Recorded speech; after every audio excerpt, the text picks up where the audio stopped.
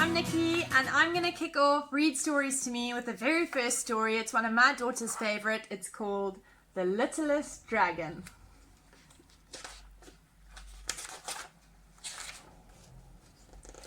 Long ago, when dragons roamed the earth, Mrs. Dragon sat waiting for her eggs to hatch.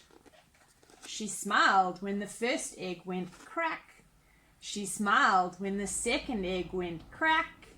But when the third egg went crack, Mrs. Dragon gasped, and out popped the littlest dragon that she had ever seen. "Mama," said the littlest dragon. "Aren't you sweet?" Mrs. Dragon said. "Dragons aren't sweet," snorted Mr. Dragon. "They're big and strong." But the littlest dragon didn't grow big and strong. His legs were too short to run fast. He was last in the flying races because his wings were too small. Even worse, he couldn't breathe fire however hard he tried. "Who ever heard of a dragon who can't breathe fire?" laughed the other dragons. "Ha ha ha ha ha. Isn't that mean?" Each day the littlest dragon grew more sad and lonely. "I'm such a rubbish dragon," he sobbed. Little Bird fluttered down from her tree. "I will help you find a way to breathe fire," she said. "How can you help? You're not a dragon." "I can be your friend," replied Little Bird. Look at Little Bird there wanting to be friends with Little Dragon.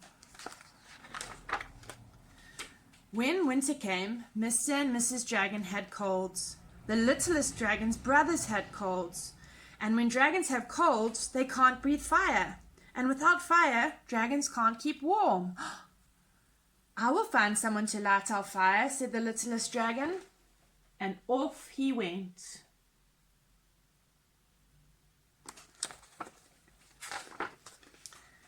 The littlest dragon ran to every house in the valley, but every dragon in the valley had a cold, and every fire had gone out. All the dragons were freezing. "Please help us," they all cried. Look at them, all so cold and poorly with colds and runny noses. "If only I could breathe fire," cried the littlest dragon. Suddenly, Little Bird had an idea. She plucked a feather from her wing and tickled the end of the littlest dragon's nose. The littlest dragon's nose began to itch, and his nose began to twitch.